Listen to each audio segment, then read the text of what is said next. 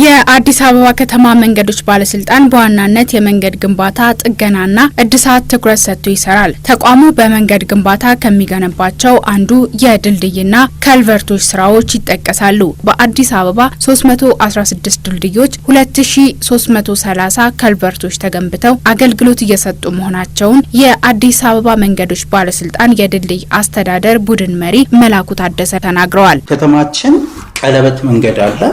ቀድሞ የተሰራው ወደ 33.5 ኪሎ ሜትር እንደገና በሌሎቹ መንገዶች ላይ 316 ድልድዮች እና 2330 ከልቨርቶች አሉ። ከልቨርቶች ስንል ከ6 ሜትር በታች የሆኑትን ውሃ የሚያስተላልፉ ለሰው ለእግረኛ የሚያስተላልፉ ፉካዎች ማለት ነው።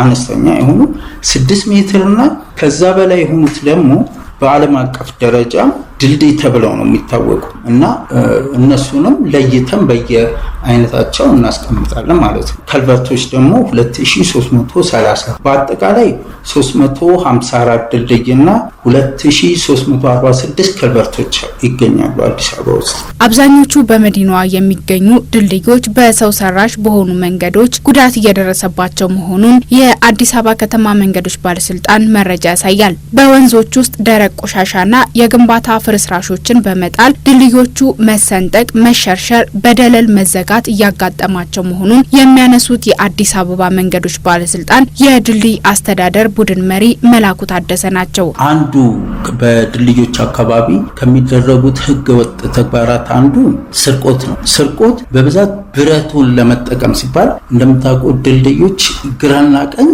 ጫፍ ላይ እግረኞች ወደ ወንዙ እንዳይወርቁ ሲባል መከላከያ አለ። ኮንክሪት ፖስት ሊሆን ማለት ቋሚዎቹ ኮንክሪት ሊሆን ይችላል ወይም ብረትም ሊሆን፣ አግድሞቹ ግን እንደዚህ የሚሄዱት በመንገዱ አቅጣጫ ትይዩ የሚሄዱት ብረቶች ናቸው እና እነሱም ብረቶች በተቻለ መጠን ሰርቀው ለመውሰድ ሲሉ እዛ ድልድዩ ላይ ችግር ይፈጥራሉ። ይሄ ትልቁ ችግር ነው።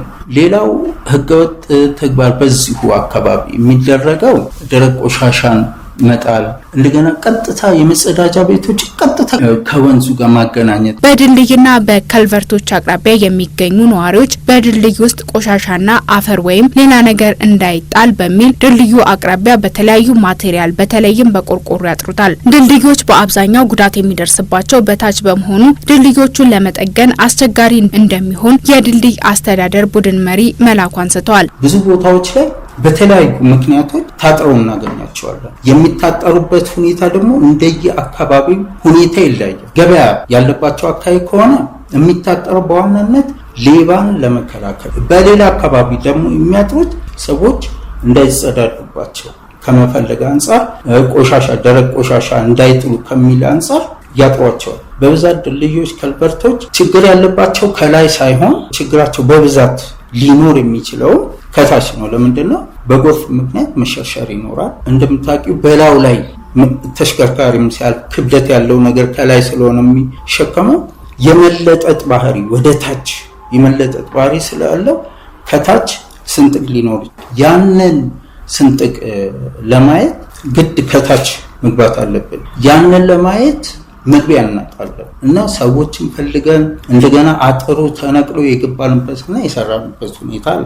ማህበረሰቡ ድልድዩ የራሱ መገልገያ መሆኑን በመገንዘብ በድልድዩ ውስጥ ደረቅ ቆሻሻን ባለመጣልና በኃላፊነት ስሜት መጠበቅ እንዳለበትም ቡድን መሪው ተናግረዋል። ህብረተሰቡ ድልድዩ የሚሰራው ለሁሉም ማህበረሰብ እንዲጠቀምበት እንደመሆኑ መጠን በድልድዩ አቅራቢያ ምንም አይነት ቆሻሻ ባይጥሉ፣ በቆርቆሮም ቢያጥሩት እንኳን መግቢያ በር ቢሰሩለት እኛ በምንሄድበት ጊዜ በቀላሉ እኛ ገብተን ሰርተን ተመልሶ የሚዘጋበት ሁኔታ አለ። ስለዚህ እንደገና የሚጠቅመው ለነሱ ነው። ያ ድልድይ ችግር ቢደርስ እኛም አስፈላጊውን የምርመራ ስራዎች ልንሰራ ማንችልበት ሁኔታ ከሆነ ነገ ቢፈርስ ተጎጂዎች እነሱ ናቸው። በተቻለ መጠን መጠበቅ አለባቸው።